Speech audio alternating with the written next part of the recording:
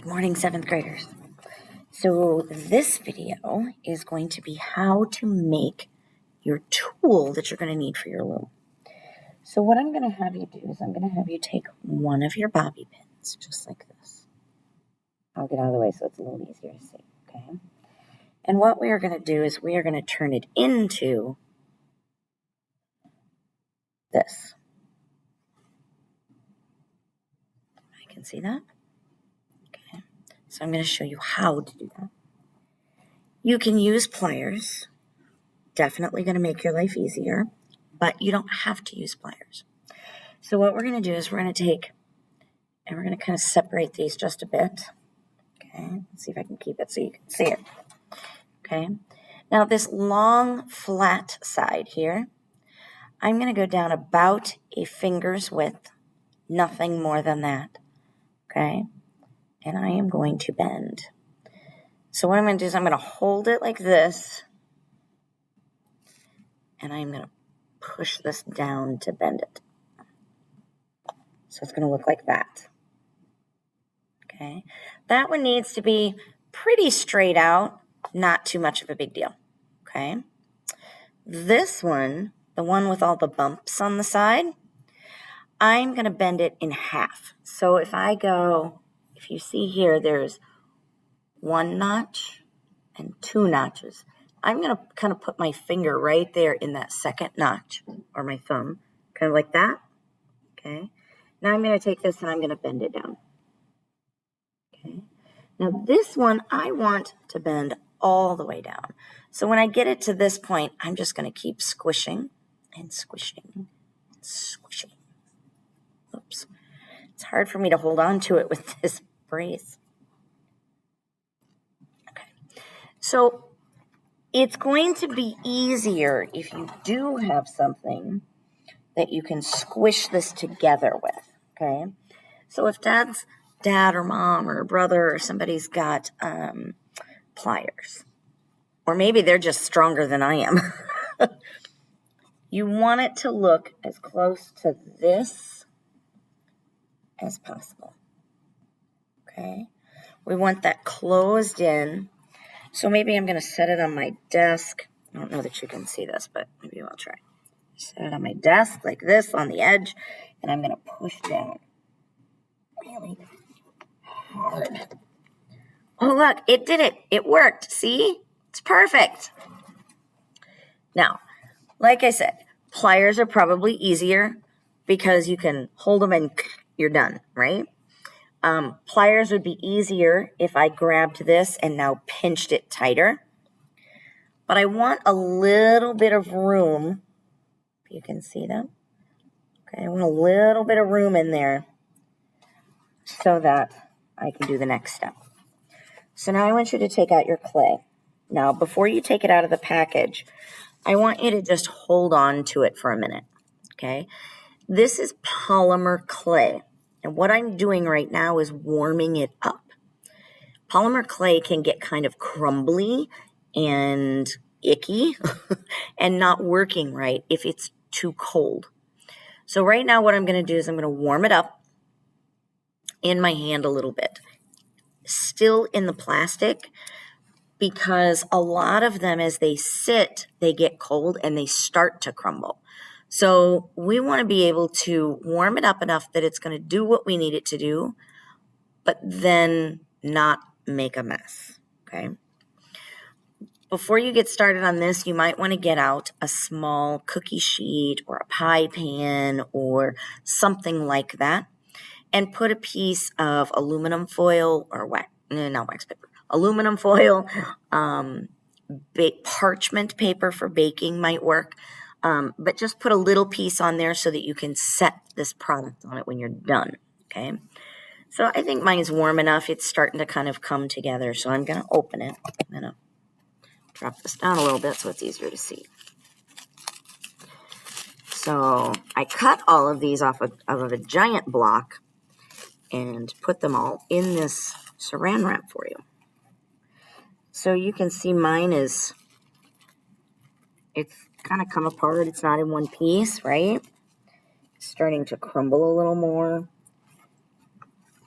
but when I start to pick it up, it starts to feel sticky. That's because it's getting warm. So what you're going to do is you're going to start working the clay. And you can use 2 hands if you need to, but there's not that much clay there, so you should be just fine. So we're just going to kind of... Now, as you do this, you can start to see it starts to form together. It mushes together easier. It moves easier, okay? So, but you want it to be easily movable.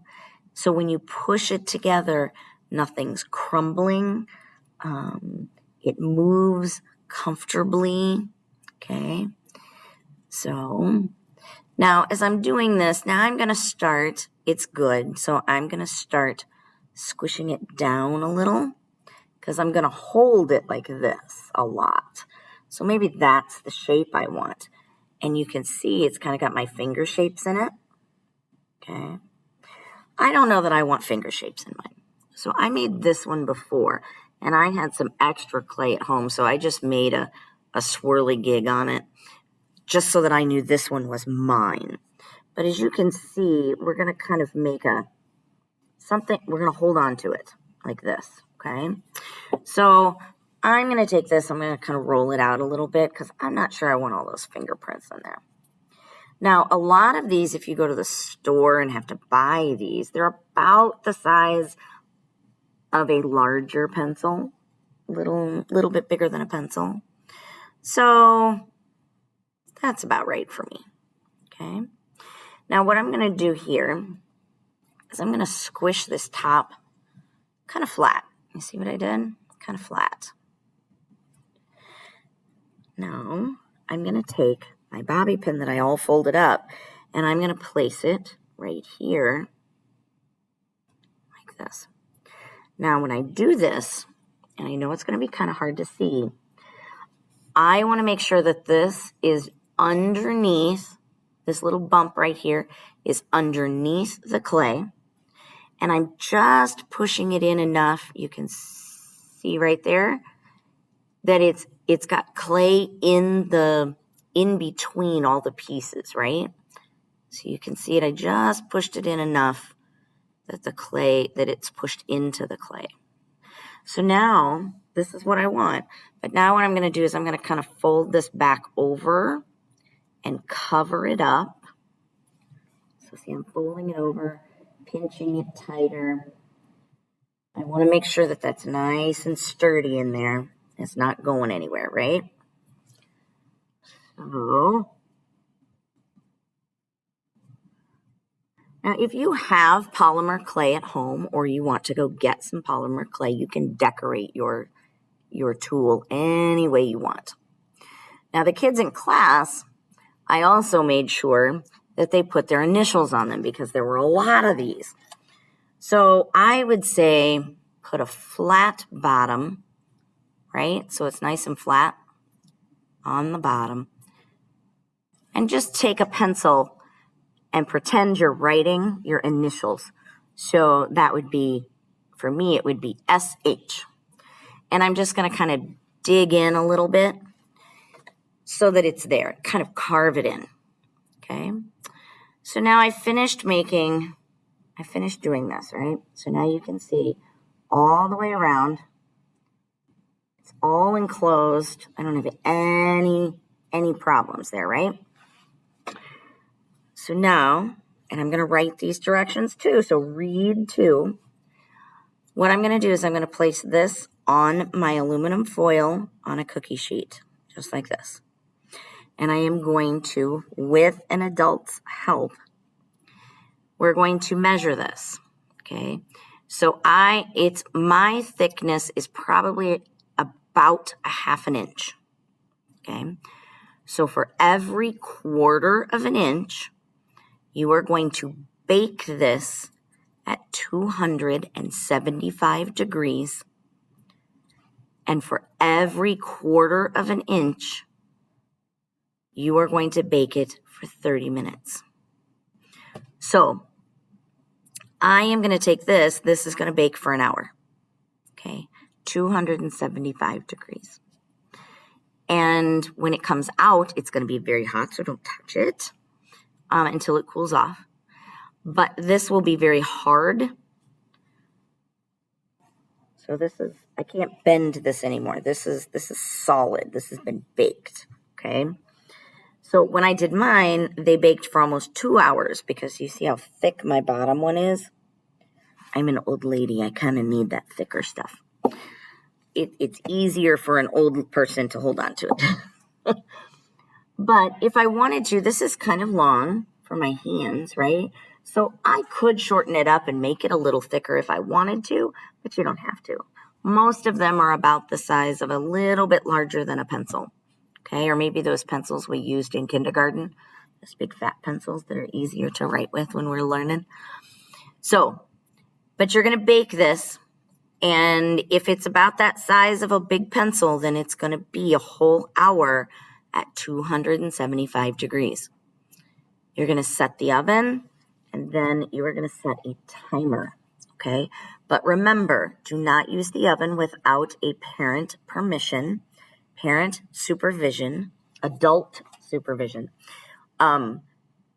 Make sure that you're not putting this directly on a pan because it might stick. You want some aluminum foil or some baking parchment to put it on. That way it won't stick to anything, okay? When you are done with that, you have your loom put together. Ta-da! We're ready to rock and roll on Monday, all right? So make sure you have your tools ready.